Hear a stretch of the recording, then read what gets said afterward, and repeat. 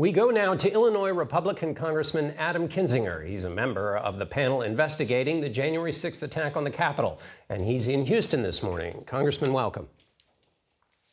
Thank you. Good to be with you. Let's start, before we go to the January 6th committee, let's start with Ukraine. President Zelensky called for more planes and tanks from NATO, as you heard us just discuss. He said, "I've talked to the defenders of Mariupol today. If only those who have been thinking for 31 days on how to hand over dozens of jets and tanks had 1% of their courage." You have advocated for a no-fly zone. What's your feeling about giving planes and tanks to the Ukrainians? Look, I mean, I've talked to Ukrainian members of parliament, those out, advocating for what's needed on the ground as well. And they say they need these. I mean, we can have the Pentagon all they want say, well, we don't think they have the pilots for the MiGs. They do. They have pilots trained and waiting. We can have the Pentagon say, well, we think this is escalatory.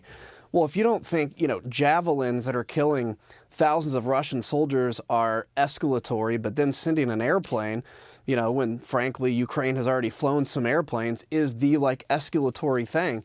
That's just wrong, and I think it's sending the wrong message. We have to give them everything they need to win this war, because we've made it clear we're not going to intervene directly, and I don't think we should at this point. All right, we're going to move on, Congressman, to the January 6th committee. Bob Costa and Bob Woodward, who are both on with me a little bit later, reported on text to the committee that the committee has from the wife of Clarence Thomas, and I just want to read a little excerpts of them. They are to the White House Chief of Staff, Mark Meadows, urging efforts to overthrow the election. Mrs. Thomas wrote, "Do not concede." And then in another, she wrote, "The majority knows Biden and the left is attempting the greatest heist of our history." Why are these significant? Well, look, I can't, as a member of the committee, confirm, deny the existence of those. I'll tell you, though, we have thousands of text messages from lots of people. We have a lot of documents, and we are going to, in a methodical, fact-driven way, get to the answers here. We'll call in whoever we need to call in. I think the bottom line for the committee is this. Was there an effort to overturn the legitimate election of the United States? What was January 6th in relation to that? And what is the rot in our system that led to that, and does it still exist today?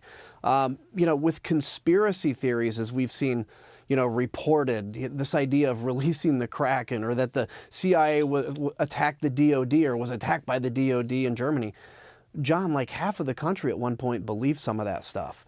And this is a roadmap for how to overturn a legitimately elected government. So this is important. We're going to get to the bottom of this. And as we're seeing in Ukraine, people are willing to die for democracy. We at least have to be willing to put careers on the line for the same cause. So no one's disputing the authenticity of these texts, which leads to the question, will the committee subpoena Mrs. Thomas and question her? Look, I think, again, we want to make sure that this isn't driven, even though it's in the political realm, it's not driven by a political motivation, it's driven by facts. So when it comes to any potential future calling in of Ms. Thomas, we'll take a look at what the evidence is, and we'll make a decision, and you all will know as soon as we do. What I don't want to do is get into speculating too much, because I think it is important that we have answers for the American people in a factual way here. You talked about rot in the system. Does the rot reach the Supreme Court? Look, again, I'm not going to say that. I'm not going to say that it does or doesn't. We're just going to present the American people what the answer is. And the Supreme Court handles their own ethics. They handle their own internal stuff. But what we need to do is present to the American people where they've been lied to, where they've believed lies, where there are bad actors out there, for instance, that are sympathetic to Vladimir Putin. That kind of stuff is very important, so that in 5 or 10 years, when kids are reading in the history books about January 6th, they're not buying into any of these conspiracies. They're getting the truth. What is wrong with, you said the Supreme Court has its own ethics, so we'll let them handle that.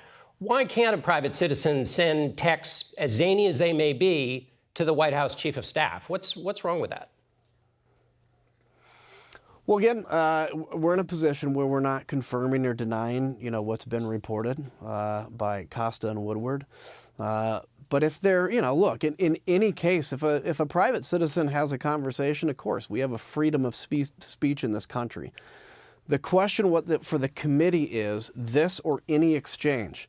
Was there a conspiracy or an attempt to come up with a reason, or how close did we get to overturn an election? Look, we are not as the committee out to to throw people in jail. We can have criminal referrals like we do against Mark Meadows because he has denied legitimate requests from Congress to come in repeatedly.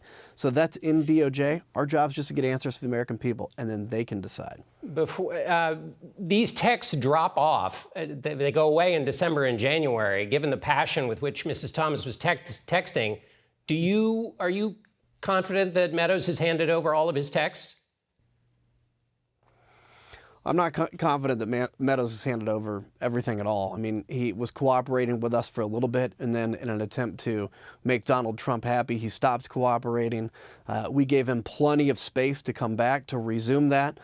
He has not, and in fact, he's waived executive privilege, 1,000 times by presenting us what he already has. So no, I'm not convinced he's handed over everything to us, and that's why it's in the DOJ's hands now. Whether to prosecute him for contempt. He has contempt not just for Congress, for his old institution of Congress, and thereby for the American people. I hope DOJ does the right thing, and I hope we get all the information that it's not Congress, that the American people deserve, John. The American people deserve these answers. All right, Congressman Kinzinger, thank you so much for being with us. We'll see you again.